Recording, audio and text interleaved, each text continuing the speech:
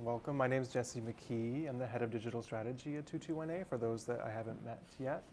And welcome to those who are new to the space and who are just coming in. So this is, I think, the first time we're going to host a little conversation on the floor. So let us know how it feels. We just did the setup just before this. If you can't see, let us know. Sorry for the we big glowing ball. We can move things around, but Benny's got a good camera, so we want it to look good. But yeah, we wanted to get together and just talk about a strand of work going on inside 221A and just give it some more visibility. And Karen and maybe some of you saw the workshop we did back in February, but we were looking at data sovereignty and how cultural organizations can have more ownership over what they're doing and less, pilfering from other folks. Right. So I guess continuing on in that, it's attached to a larger body of work here. There's been research going on for many, many years. Prototypes have been designed. Many conversations have been had. Many more conversations will be had. It's an ongoing issue, and I think it's good to talk about it in the co-working space too, because I think a lot of people here are really interested in what is the future of work. And I think when we opened this space, we weren't really sure what the uptake was going to be, and so we kind of designed it as a very neutral space just to kind of see how people were going to be working after the pandemic and see what was up. And of course, now we have AI coming in, and that's changing work a great deal as well. And we have the economy right now, which is really, really volatile, and no one's really sure what to make of it. So there's a lot of balls up in the air in terms of what we're working on, how we're working, how we're collaborating. So we want this space to feel a bit like just an open kind of conversation about what that kind of work is, and want to make sure we're doing fulfilling work still, right? So I think the more and more digital our work gets, I think the more and more we should have to focus on relationships intentionally.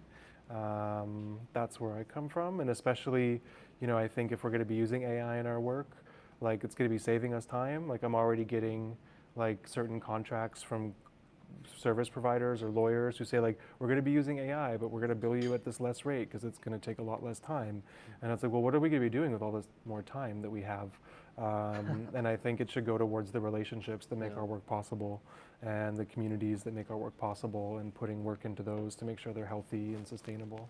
So with that, I wanted to put a bit of a spotlight on Benny's work. But before we do that, I should just say, what day did we cut the ribbon last year for this building?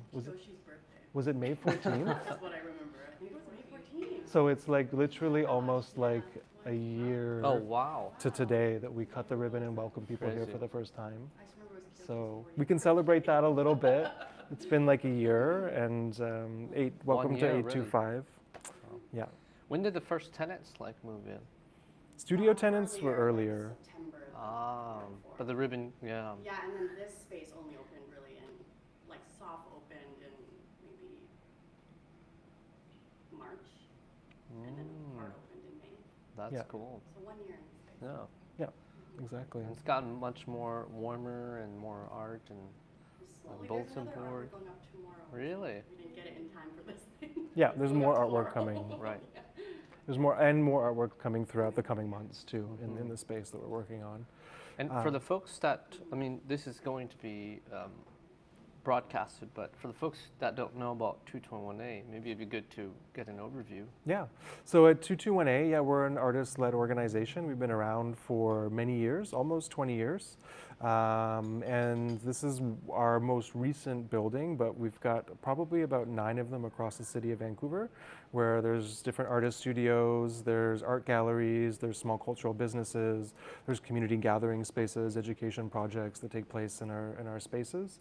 And that's the big portion of the infrastructure work that we do, but we also have an artistic program where we have an artistic fellowship program that's here at 825. So there's currently 3 artist fellows working out of here who do programming with us. There's an artist library as well that's connected to that program. And we also do a lot of research and development, which is where this fair data research comes from. We also do research in the anti-racism space for the cultural industries. And then we also do research in the housing, especially for cultural workers and for artists kind of area, because that's like a big need. So those are our 3 big kind of research portfolios.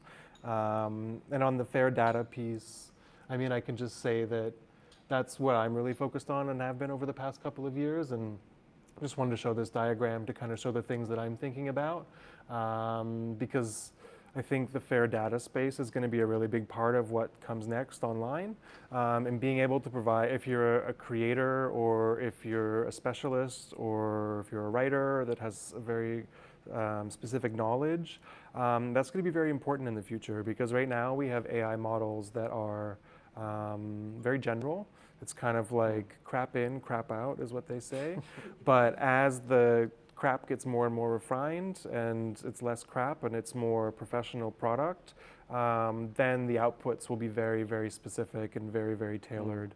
And I think that's the space that we're really interested in as infrastructure designers and thinkers and theorists, to think about how do we shape that space, because it's about technical hardware, it's about governance, it's about social networks, it's about online content, it's about a lot of things all at once. So in thinking about that space that's coming, there's a couple key pillars that we're working on, namely trying to encourage entrepreneurship and new business models in that space, which is where working with folks like you come in. We're also working with policy innovation and looking at different frameworks to start to think about how does the industry, how does the government start to come together and start to come to new regulation around these spaces, because that's really, really needed. We know that it's not going to save us, it's not going to be fast enough. But definitely we are having those conversations now. Next week I have a meeting with Canada's Chief Data Officer, who's in the Ministry of Finance. So that's connected, so keep that in mind. And then, this morning there was just a new minister named, a Minister of AI, who's Evan Solomon, former CBC broadcast journalist, the Minister of AI and Digital Innovation. So that's a new portfolio to take on, and we're trying to get a meeting with him. So there's lots of work under that. Strategic capital allocation, we'll be making some announcements hopefully towards the end of the month about potentially a new accelerator program that we're going to be working on with Brink, which will bring some support to teams working in this space. And then we're also looking at next generation digital infrastructure. And so we're building hardware to give people in the creative industries and artists and different organizations in the public sector to start to help them get access to decentralized networks, because we think that those networks are where you have better stewardship, custodianship, and governance rights over what you're putting online. So that's kind of, an overview of 2218. And look, I think everyone here, who here uses social media? Like, I'm pretty sure everyone, right? Some people more than others. Some have professionalized it and have become an influencer. Some have, made a lot of, are making a lot of money through posting. So yeah, I think like when we talk about fair data, it's really important that it all affects all of us, right? Because a lot of our lives are digital. We are constantly taking photos. You're constantly, taking photos of your kids or your mom, or like, I don't know, like of the sunsets. And that data, can right now be ingested by all of these large tech companies. And then with a simple prompt, or when you write like, hey, generate a photo of a sunset. I mean, all of our sunset photos are being used to generate that fictitious photo of a sunset. And it's getting better and better in terms of videos, right, Karen, where people can be like, hey, generate me a short video of like 2 kids playing in a playground. And because it has a library full of millions and billions of videos of actual humans capturing it, that now you can generate a video of 2 kids playing in a playground. And so I think the question does come back to all of us, where fair data is an exploration of what does it mean to have like control over what you're creating, and like creating those rules of which other people either pay, or the way they interact with your data, that you at least get credit or if compensation. And it's a larger conversation. I was just in SF for a summit, and in that summit there were companies building AI technology, from flying cars to like computers that you could put in your brain, So it was really like like high tech type of things, and I think the main crux of all of it was AI is like consuming everything, and so we really as a country, as people, as a community, as like artists, as creatives, we have to think deeply about what are the tools that we're using, and so that's kind of the purpose why we're here. Like as Future Primitive, raise of hands for the Future Primitive team. We got Alana, BJ, Harrison, and then Jaden was here. But we're on the 4th floor. Come say hi if you ever are by. But yeah, we are working to really think deeply about this problem alongside 221A and envisioning what a fair data economy would look like. Mm-hmm. So with that being said, I have some slides, and then we can dive into conversations. Yeah.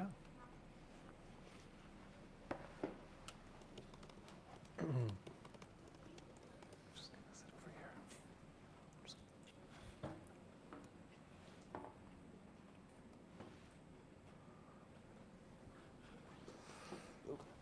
Sometimes it needs a kickstart with the remote.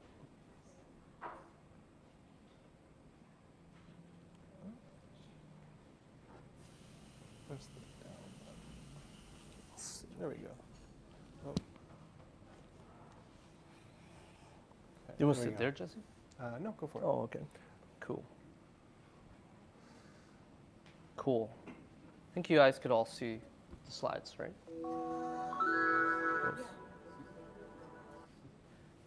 Awesome. So, yeah, we are Future Primitive. We've been around since 2021, so nearly 4 years. How we started and how we are now, it's been a kind of an adventure, I would say.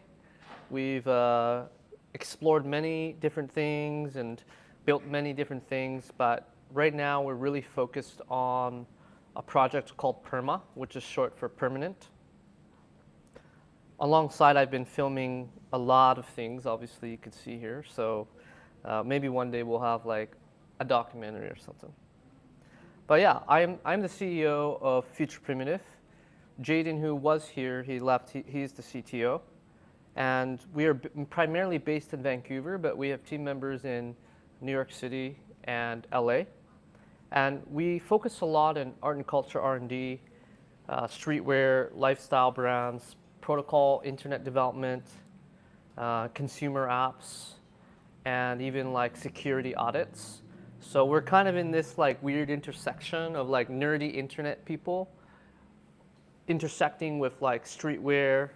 Like we worked with Billionaire Boys Club from Pharrell and Nigo and Jeff Staple. And then we have like this whole area where we're really fascinated by networks that were around artists, like the image exchange directory, which we'll talk about in a second. And this is kind of an abridged slide, but because we're going to have a lot more conversation rather than me just speaking here for 30 minutes. But, you know, we think a lot about photo sharing. I think photos are so intimate because, like, all of us do it. All of our phones can do it. And it's something that we do every day, I think, several times, perhaps. And sharing the photos with your loved ones is oftentimes a common thing that you do, right? You have probably a messenger app or WhatsApp or Telegram or Kakao or whatnot, and you're sending photos to your friends. And it used to be super simple. And I want to rewind back time to the 1970s to a project called the Image Bank, which actually started here in Vancouver. From an organization called the Western Front from Vincent and Michael. And what the Image Bank was a network of artists who put their physical addresses and a request for images in like a phone book. This is the book right here. And so all these artists put their addresses there, and then they gave this book to all the artists. And then they would send photos to each other or postcards or letters through the mail.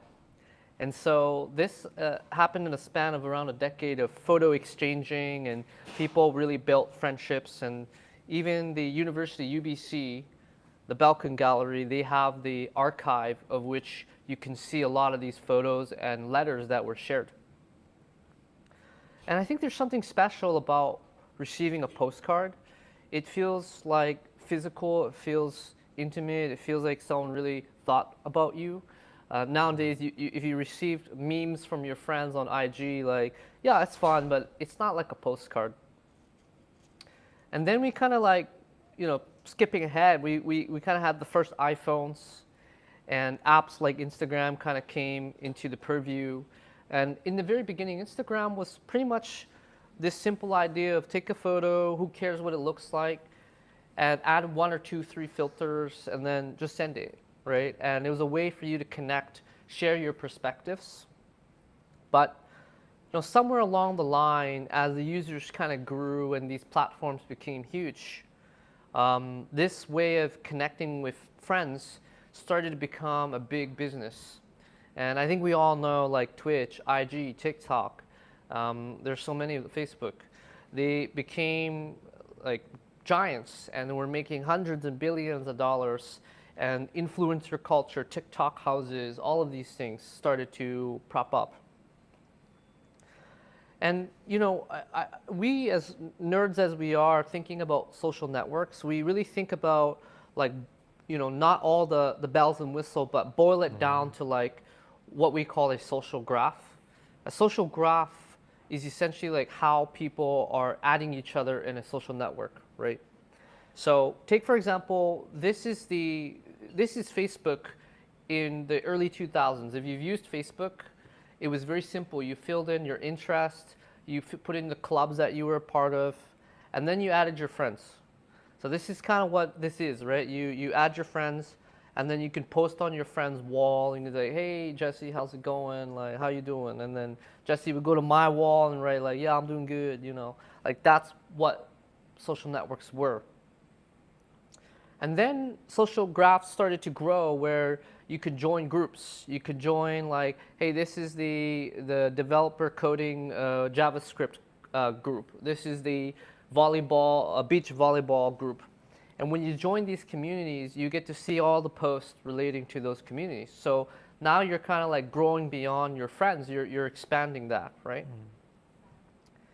And then we kind of went into this new model, specifically with YouTube and Twitter, where it's no longer friending somebody or joining a club or a group.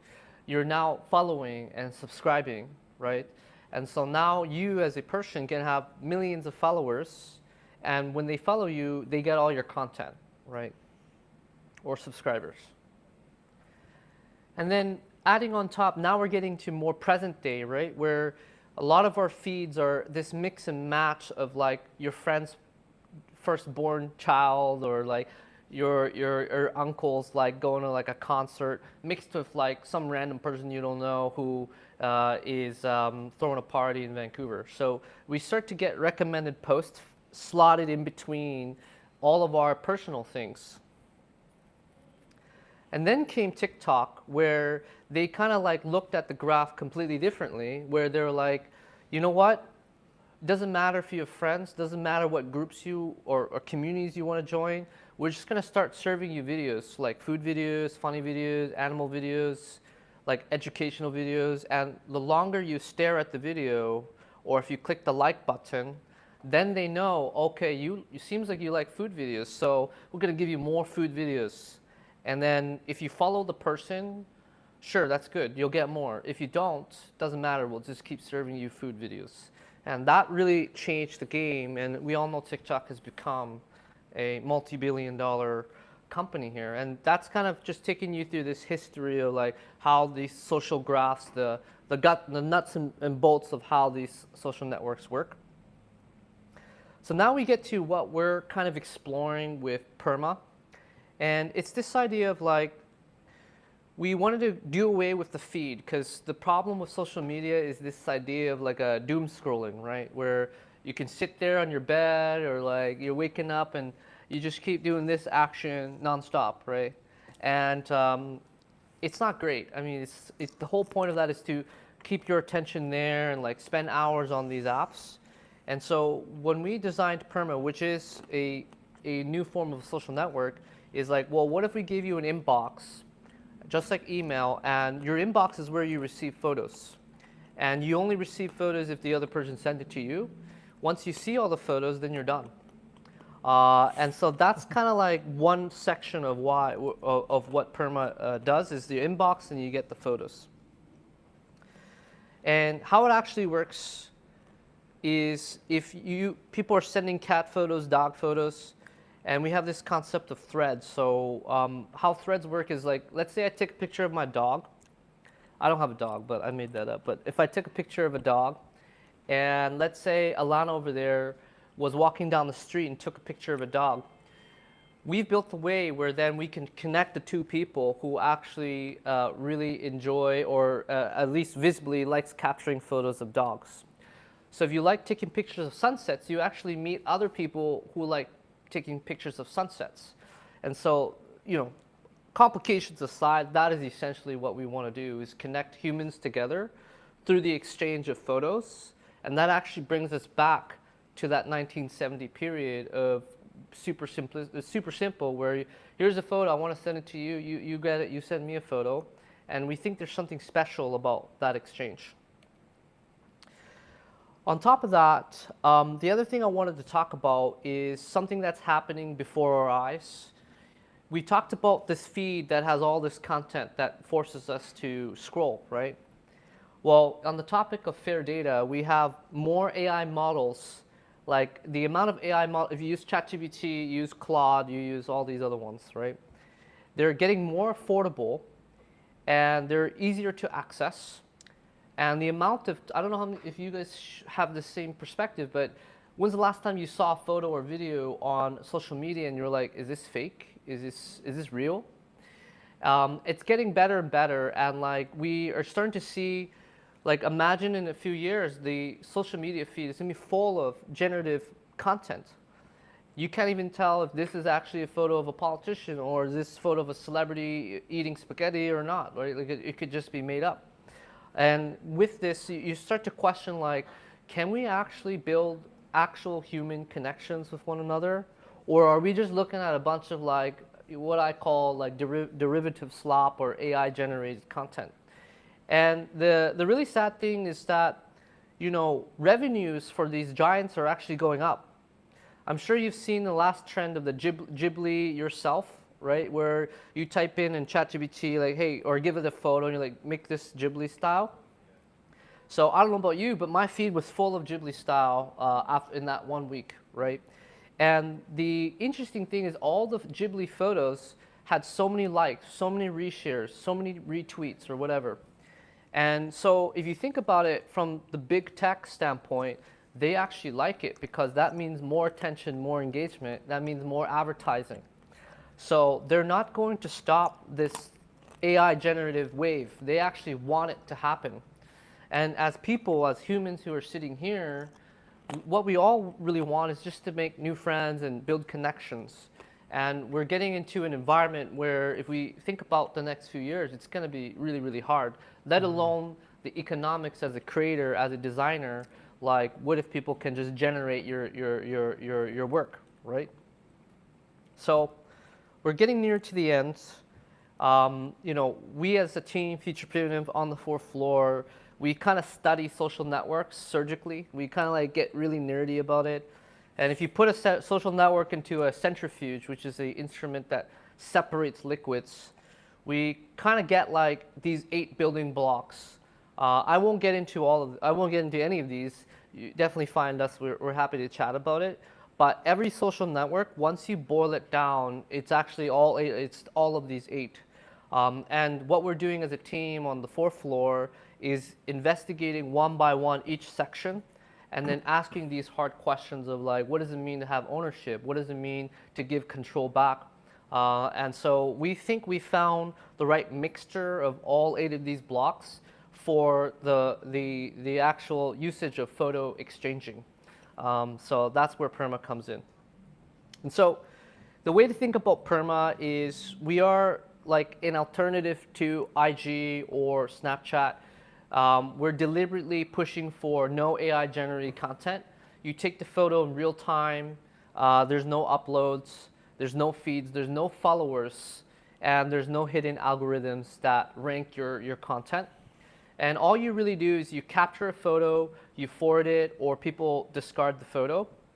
And at the end of it, we want you to build real connections with people.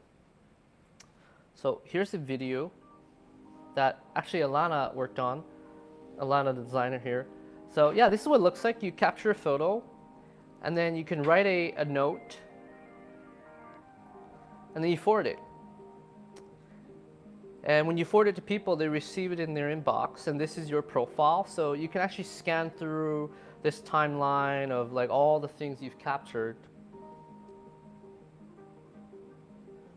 And then this is your inbox. So these are the photos that people actually sent to you, and they can write a note, and you can respond with a note.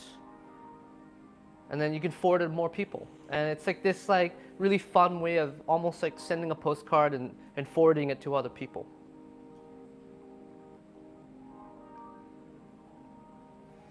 And in this case, it was discarding a photo. Last but not least, before we jump in, is you're probably asking what this machine is here for. So this machine is very special. It's a connected photo booth. So with a click of a button, you take a photo, and then we could do it real quick. Hopefully it works. It's very bright right here, so it's kind of blowing out. But it's very blown up, but you can see Jesse here and Alana's peace sign. But you take a photo, and it gives it to you in a receipt form. And what's really cool that we just added today is you can text this number like a poem or a quote, and then it will show up on other people's receipts. So it's a way of exchanging, like of taking a photo and exchanging like a quote or like a thought.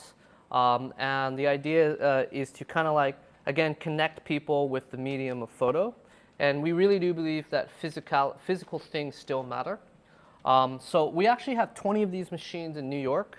They're in cafes, art galleries, in like clothing stores.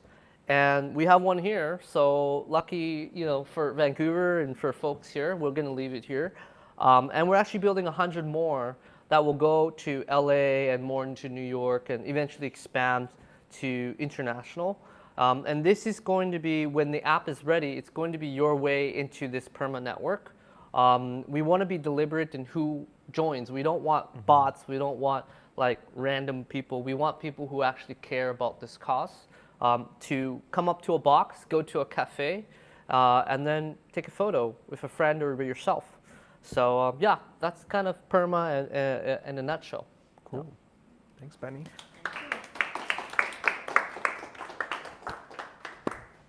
Great. I'll just turn that off. Great. So yeah, we'll have a bit of conversation about it too, because I think there's a lot to talk about, because I don't know, there's different folks in the room too, so I think it's like a good learning opportunity, but there's a couple technical things that I think are a little bit below the surface. Like the app is really fun to use, and it's like an interface that I've never experienced before for a social network or for anything like that. So it's got like, the physics already feel new from the interface, so you already get that. But the physics are not just different because of the interface. There's many kind of layers below that also make that. So I don't know, maybe you could highlight a bit of those pieces too, because part of these conversations too is just to get us a bit more comfortable with what's underneath the hood of our devices or what's underneath of our networks, and just to have a bit more vocabulary on how we talk about that stuff. Right. Yeah. Yeah. So, like our team is very focused on building something that people would use. I think things that are used are actually important things in history, right? Like, for example, a car, right? Like, a car is extremely complicated. If you ever open the hood, or even an electric car, like, there's a lot of engineering, there's a lot of like technical things, and most people don't even know how it works, right? They just know, I turn my key, I put it to drive, and I drive, and I do this, and I step on gas, and then if I'm low on gas, I gotta get gas, right? So our objective always is to design something that is simple. And so as you've seen, it's like deceivingly like, wow, like that's it. Like after all, I talked about all like, hey, we're gonna take on the giants, or we're gonna, change how people perceive this. Like you look at it, it's like circle photos, and you forward or discard, and that's on purpose, because underneath the hood, there's a lot of complicated things, and we can touch on a few things. The first thing is, if you have heard of crypto, or you've heard of blockchain, or you've heard of NFTs, like that's what's happening under the hood here. And I think the problem with crypto is everyone, when they hear it, they think of Bitcoin, and then they think of speculation. They think that, hey, oh, that means this project's all about this thing being worth a lot of money, right? And it's actually the complete opposite. There's a lot of misinformation around, like the blockchain is literally a shared computer, that the world shares, of which data or information or photos can be co-owned by everyone, right? And I think like in the realm of fair data, like that is the perfect fit, right? Because you can own things collectively, and that's important. Mm-hmm. Not only that, it's publicly accessible. So we get a lot of like museum. I'm sure you come from museums, but like I always ask myself, the MoMA or the Met, right? Like they have a lot of incredible art pieces, but they're in a storage somewhere, and it's not publicly accessible, even though they might be like a public institution. And so when we think about the blockchain, whether for video or photos or design or all the artwork, right? Like having it on the blockchain means anyone can access it. And not only that, if the blockchain persists, then in 100 or 200 or 400 years, people can look into the blockchain and mm-hmm. find the photos, right? Yeah. So that's kind of like what's happening on the lowest level. Is perma is using the blockchain, specifically like Base or Ethereum, and all the photos are NFTs. And as you can see in that video, there was nothing about buying the thing or selling the thing, or nothing at looking at, hey, is this photo worth $1 billion? No, right? It's like, hey, this photo means something to me. It's a dog. I want to find other people. And so that's kind of like what we're using on that stack. Yeah, totally. Yeah, there's nothing about the blockchain that makes things necessarily expensive or speculative. Right. That's all human behavior Yeah. that's been projected on top of a technology. So you can do other behaviors on that technology, which are about distribution, which are about ownership, which are about validating content as coming from an author, and it's what the author wanted you to see and not a slightly tweaked version of it. So a lot of that, I guess, being able to point to the original or point to the creator is going to be done, we believe, like especially at 22NA through our research, is through that technology. Because when we started looking at it many, many years ago, back in like 2018, that's the first use case that came to mind from someone from the art world, someone from the museum context. There's a word for it, it's called provenance, which we use to talk about who's owned an artwork throughout its history, where has it been exhibited, and that record of truth is something that's quite valuable, because it's what makes that artwork socially valuable and gives it context. Like, then you know that Pablo Picasso's Guernica was taken down because it caused issues with communications around war and those sorts of things. So you can see the record of that painting in its files to say, like, it was here and then it was no longer here, and you can point to the history of that moment to say why that happened. So those kind of things are incredibly important, and that's one piece of the technology. And I think the other piece that you're working on too is storage, because that's the big part around AI, because when we upload our photos on Instagram or WhatsApp, or we put them on a Google Cloud, those companies are using those photos to create that training data for sunsets, for kitty photos, for whatever it is. So if you're putting it into a Meta product, it's going into Llama. If you're putting it on a Google product, it's going into Gemini. If you're putting it onto an Amazon product, it's probably being used for many things. But you still own that content, but the rights about how it's being used to train other models is no longer in your control. But there's storage systems that are starting to appear that have some kind of tendencies like blockchain, right? Like, so they're starting to be decentralized. So instead of Google Cloud, you can imagine a cloud storage system, but actually it's hundreds and hundreds of computers and servers run by organizations like 221A and universities and public libraries and studio buildings and those sorts of things that we're all supporting a network of that storage. And you're also thinking about that because that makes that content that your users are creating much more sovereign and much more in their hands. Absolutely, yeah. Like, I'll share with you guys a story. So I was at that summit last week in San Francisco, and I met a guy, he's a founder as well, and he built a viral social app. And I was talking to him, and he was like, yeah, we grew it to 500,000 users, and they were like uploading videos and stuff like that to this platform. And I was like, oh yeah, how much that cost you every month, like to store all those videos for those 500,000 people? And he was like, yeah, like it costed us $300,000 a month. So he was like, yeah, we had to shut it down because we couldn't pay the servers. Like, so that's just one example, but like, if you're building an app today, because building apps are like pretty straightforward now with what's available. Like, think about that. Like, would you be willing to pay $300,000 a month to host the videos of all these people? Like, I don't know how much TikTok pays a month on servers, but I would imagine it's like hundreds of millions a month. And so, like, when we think about storage, it actually comes down to economics. And it comes down to, like, who's going to pay that bill that comes into your email, and can they keep paying that bill? Because when they stop, like everyone who uploaded their videos or whatever to this social app that went viral, those 500,000 people, well, the app's gone, so all those videos are gone. And you wouldn't think it happens to you, but like Vine was here and then Vine was gone.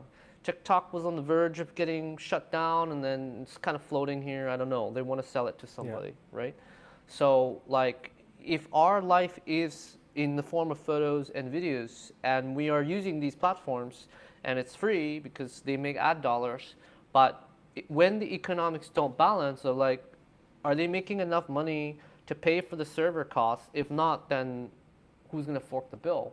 Is it a VC? Is it an investor? Is it money just going to appear in front of them to pay for the servers?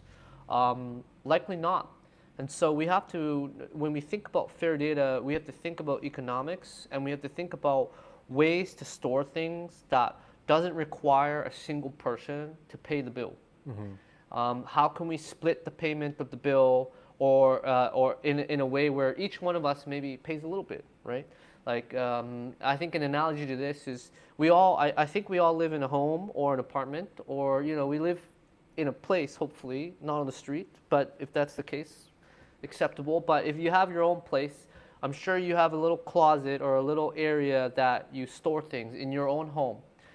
When we start to think about conceptually, it's like, what if everyone in this city had allocated a closet in their home where then anyone can basically, it's like a sharing thing where I might store my thing in your closet and then you store your thing in my closet, and we kind of had like a trust system that I'm not going to like touch your things, and then we basically cut out all of the storage companies that we have to pay monthly for, or cut out U-Haul or whatever, right?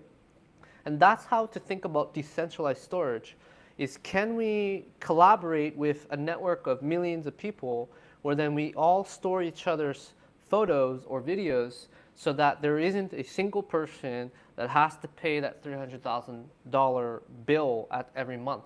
Yeah. Because if there is that case, then there's risk that they will not pay that bill at the end of the month, right? Totally. And I think it's a bit more complicated than that too, because even when we're looking at decentralized storage, there's costs associated with it. But then when you look at things like Google Cloud or Amazon, you're like, wait a minute, how is their storage so cheap? And why are they offering it to me for $5 a month? Right. Whereas like if I try to do it through these more sovereign networks, it's like, you know, maybe 4 times the price at this point. But I think that just goes to show you that the value of what you're storing on there is higher than the cost of storage. Yeah. Because that means that's training data that they're getting for free, well, you're paying them to give them your training data basically Yeah. at this point. So as we go forward and we look at the costs for this self-sovereign storage, we need to start thinking about what do we really want to protect and keep sovereign and in the hands of certain communities and in that community governance, and what's important to remember for long periods of time. What are those important moments, those important artworks, those important events that really belong to everybody in the community who produced them, right? So I think what's also interesting about your network and perma is it's like people are going to be a bit more choosy probably about, I'm assuming, you never know which way Yeah. people are going to behave online, Right. right? But I'm assuming with the way that perma is, and just its name, permanent, Yeah. you know, you want to make sure that what you're putting down in permanence or carving into stone Right. has some importance to it or some meaning to it, right?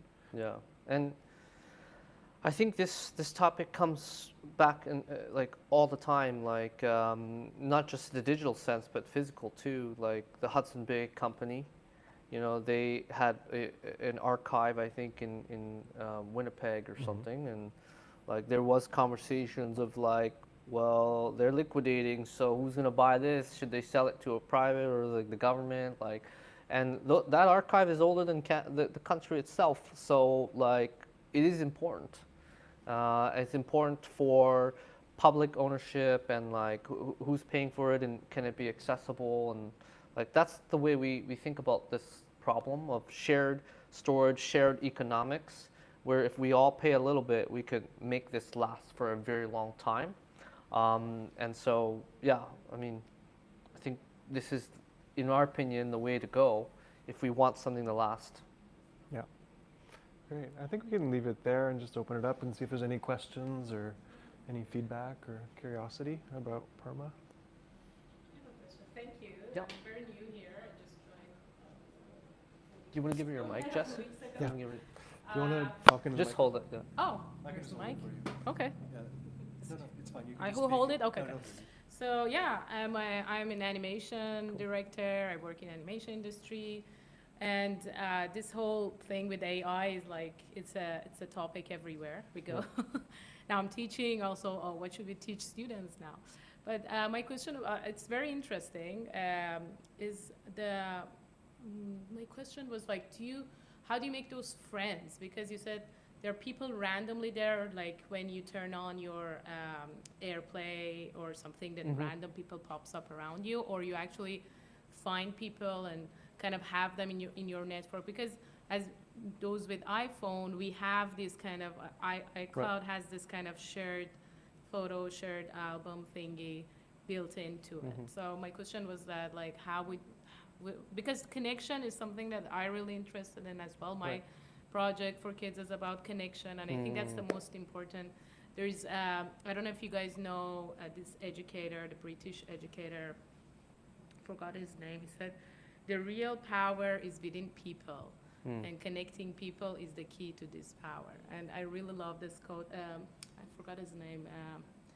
I'm gonna find it. Yeah, he's amazing. So when you talk about connection, I think that's what's for even parents who have kids, is what you worry about. Like now with all this, like, and how can, and anything. I think any business, any idea, any community that are putting connection as their priority, I think it's very, very important. Yeah, thank you. Thank you. sharing. Yeah, that's great questions, and I think you're touching on something so important where we are connected ever than before, but we are more lonely in some sense, right? We have infinite amounts of entertainment in the form of 1-minute videos, but after you turn it off, you feel like, you feel like you're missing something, or you're like in this haze of like, whoa, like, so yeah, I think that human connection in the most purest form is really important. And so how it practically works is the way you enter into perma is going to be through one of these machines, right? We think this is obviously makes it difficult for people because they may not be like visiting the locations, but in the very, very beginning, we're prioritizing folks that are going to third spaces or cultural institutions, going to cafes, going to independent clothing stores run by like people who are BIPOC, and like those are the areas that we think IRL is super key. once you enter the perma system, the premise of perma is not an app for you to connect with your best friends or your family. We think that you already have those ways to connect with your best friends. You're already chatting with them on Messenger or whatever, right? The idea of perma is to meet new people around the world who share similar perspectives as you. Our perspectives or your perspective comes in the form of photos. So how that would work is if I take a photo of anything, like it could be a bridge, it could be, like I said, sunset dog, or a selfie. We kind of try to match make other people who also take photos of dogs very often as you, or loves taking pictures of landscape. And we're like, hey, maybe you two might have something in common here. And then we connect you two. So in the app, we have a connections tab on your profile where you can see all these people. They are people you may not probably know, but they're in your vicinity because they came from the box, and they kind of share a similar visual perspective as you. And the idea is that you start to establish like a pen pal-like relationship where you're sending photos back to each other. And that is kind of like the premise of the image bank. And it's like when you take a photo, it goes to the universe. Like you don't know where it's. Yeah, You it just kind of send it goes and out then- into the universe, Okay. right? The only thing you decide is how many people you want to send it to. Oh, So within like, your, is it like location based or it's? it's not? kind of it's sort of location, or it's also based on your previous photos. So if you sent a photo, we're getting into kind of the weeds, but if you sent a photo and 100 people thought that this photo was like not very good or like inappropriate or whatever, they can discard the photo, and then that means that your next photo, like the amount of people you could send it to is going to be less, right? So if you take a photo of something beautiful, or people like it's up to the people to decide what is beautiful. If they really like it, then they can forward it to more people, and then the next time you take a photo, you could send it to like 1,000 people or 10,000, and it's based on kind of location, kind of like through the box, or it's kind of like people who are sharing interest groups as you. So the idea is to match make people in that way. It can be a great dating app too. Like thinking That's true. Yeah, we've always said internally as a yeah. joke, like, oh, maybe this is a dating app, but for now it's to make friends. Yeah. Right. It reminds me of like You've Got Mail, like way back, like a 90s rom-com. where- You got mail? Yeah, like Yeah. You've Got Mail. Yeah. I had a question and then I Oh, just Michelle, do you want to take the mic? Oh, You just hold. I Just hold. said I lost my question. Oh, okay. Let me think about it. Okay. So how do you guys use the intel to Do you want to hold the mic? Yeah. how do you guys use the intel to detect if it's like you know how some apps when you upload a photo they say, oh, you can't upload this photo because you detect it is AI, so you can't upload any photos, so you're just taking photos, correct? You take a photo, correct? Okay. So you have to take the photo. You have to take the photo, no uploads. So sorry if you have thousands of photos in your iPhone and that you want to upload. You have to take the photo, and then so what we have is we do have like a model that is local to your phone, like an AI model, but it's local to your phone means it never sends that data outside. The reason why we have the models because we need to know that it needs to detect that it's a dog, right? Because otherwise, like we would have to sit in the office on the fourth floor and be like, is this a dog? And then like if there's thousands of photos, there's no way that's gonna happen, right? So that model is local and it's on your phone only, and it never sends it out. The whole purpose of it is for it to look at the photo and be like, hey, this is a dog. And then if Jesse takes a photo, be like, oh yeah, that's a dog. Okay, these people might be interested in becoming friends. Remember my question. I was interested, for those that don't know, I think everyone knows, I'm from 221A as well. So obviously I've been talking about the Fair Data Project with Jesse for a long time, but I'm curious about when you mentioned like under the hood, like it's deceptively simple. As we all know, like these really well thought out concepts are usually deceptively simple. Is it in future primitives? Is it in your plan for perma to, I guess, communicate the fair data principles behind perma to the users eventually? So Or is that more just like a practice thing? Like this is the ethics of the program of the app, and it's a new way forward for social media app? Or is it also like a platform to talk about those? 100% both. And if so, how does it? Is that like planned within the app as a space to discuss those principles? I guess. Yeah, that's a good question.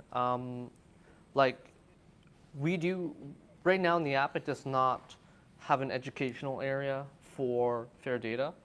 But like, one of the things I started to do is I'm starting to film videos every day, like posting it to YouTube and Twitter or X, and like I think that there's an education arm alongside with 221A to really like educate people on what fair data means. But unfortunately or unfortunately, like for perma to succeed, we need to come up with something that can unseat the giants. And something that is architected from the ground up that gives power to the people. And so our greatest mission is getting this into the hands of many people so then people can transition off into a better, like, sustainable future. And in that kind of motion, that would be like the biggest support of fair data, along with like us communicating with it and, you know, tent polling initiatives as well. Because it's super important. The thing is, people on TikTok or on IG, they may not necessarily care or want to hear about fair data, right? So we have to find that balance of like going too heavy-handed on that, or just like keeping it like, hey, this is fun, right? Yeah. And because it's fun, you're actually doing all the right things, right? There's a certain kind of hack that's called a vampire attack, and I don't even know if it's a hack. It's, you just design like a better product that's kind of permissionless, and then people just migrate to it and leave the thing behind that was extractive before. And I think that's the best kind of training people can get, right? Like, you want people to enjoy the network first and just make it seamlessly part of their life and part of their community. And then once they realize that it's also got better architecture and better physics inside of it, then they'll learn slowly what that feels like, and they'll have that agency. And I'm hoping that will just carry on. So I keep seeing perma as this like vampire attack to Instagram and Snapchat and all of that stuff that's gonna just pull us away. Yeah. And it's like, look, for any industry you want to disrupt, like clothing, for example, you want to disrupt supply chain, you want to make clothing locally, you want to like make it handmade from artists or like a sewn by a person. Like the economics need to make sense, right? Like no one's going to pay $300 for a handmade T-shirt, unfortunately, right? Like it just doesn't math. And like if you can make a T-shirt that's locally made and it's like naturally sourced and like is made 10 minutes away from your house and it costs $50, that's the win-win-win-win, right? And so like we need to try to solve this equation from like an economic sense, and people may not even know that this shirt is like locally made, all these things, but they're like, hey, this shirt feels comfy and I look cool in it, and like that's like what actually wins, right?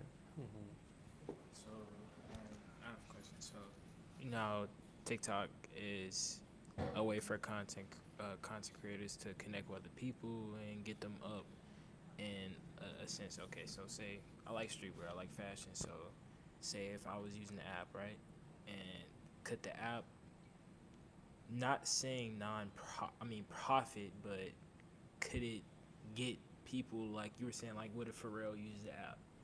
Could he like say if he sees your work and like, oh my God, like can I connect with this person or like text them or something? 100%. The problem with TikTok, is, so what TikTok did well was they kind of had this incredible way to capture like human attention, and then they could direct that energy to people, and they did it in a way that was different from all the other giants, because the other giants was like, depending on how many followers you had, that was kind of like the attention cannon they could point at it. So if you have 10 followers, you're not going to get much likes, right? But TikTok, you can create a new account, make a video, and then they harnessed all the attention and then just point it right at you, and then you get 10,000 views or 100,000 views, and you go viral, right? And so that actually gave a lot of power to TikTok and to creators, because it enabled creators to just feel this blip of like, whoa, like people like my stuff, right? And it gets you keep going and going. But what happens is that after your first video that got 1 million views, your next one's 10 views, and your next one's 5 views, and then your next one's 1 view. That happens very often because they actually have the algorithm or the black box of like how they want to point that energy to people. And they do it very strategically to get you hooked on to the platform. And then they're like, yeah, you're good. And then they transition it elsewhere. And so that algorithm, people don't know how it works. It's really complicated. They keep it under the wraps. And so like when you think about perma, like when you send a photo, it's up to the people to decide if they like it or not. If they like it, then you actually harness, like everyone's basically patting your back and like, hey, we like your stuff. And then you can actually send a photo to more people later, right? And so everything's transparent. You can look onto the blockchain. You can see like what is actually happening on this math.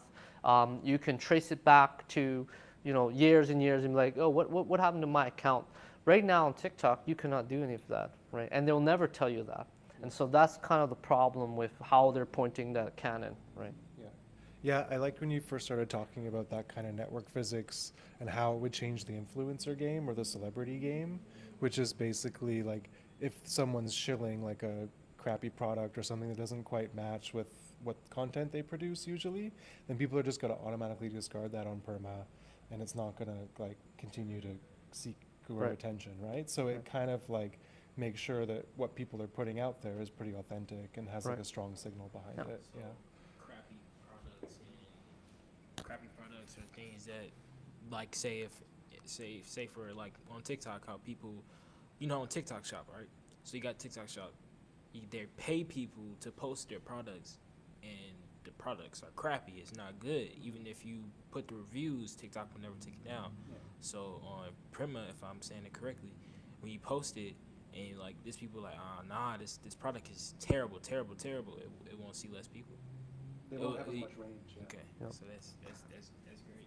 Yeah. It also reminds me of early days of Instagram, Yeah. when it was about the good photo, right? Yeah. It was just about that. And it's not a photo that we decide is good, because TikTok decides kind of what's good, right? They have an algorithm or they have a team that's like, yeah, let's make this person viral today, right? Like what's happening here is peer-to-peer, right? Where like, what is the people actually, like what do other dog lovers think of this photo? Is this photo of a dog like really cute? Is this like, or is this photo blurry and like not really good, right? So we as like people on the fourth floor here, we never put our hand on like deciding what is good. It is actually up to the people. And I think like, if we're moving into this direction of peer-to-peer or fair data, it's like people are storing each other's photos, encrypted of course. People are deciding what is good, and then people are connecting with one another. It essentially is just like people to people, right? And that again goes back to this book where like that is the most basic form of like human connection, right? Ali had a question. I know we're almost at time, but I'm just curious what you guys have thought about in terms of like the role of your team in moderation of the platform. It sounds to me like most of it will be peer-to-peer moderation, but I'm curious, as most social media platforms have to consider that, takedowns and things like that. What are your thoughts and how is your approach to that? Great question. So every photo that's taken, we're only doing photos, so there's no videos, nothing for now. So every photo that's taken, we run it through a moderation model. This model that we're using is actually an open source model that Bumble had created. So Bumble has created a model that filters out all of the NSFW, inappropriate photos. Now, it should cover most things because Bumble has a lot of data, right? It's open source too. The challenge is photos that are not explicit, but kind of like symbolically maybe inappropriate to other people. For example, like a swastika or any like symbol of hate, like it's not like depending on where you come from, like well, obviously that is really bad, and then that's probably going to filter out. But like, you know, controversial things sometimes are not like some people might accept it, some people wouldn't. So in that case, it becomes harder, right? Because then we have to explore other pathways of like, is there a model that can decide these things, or do we have to outsource it?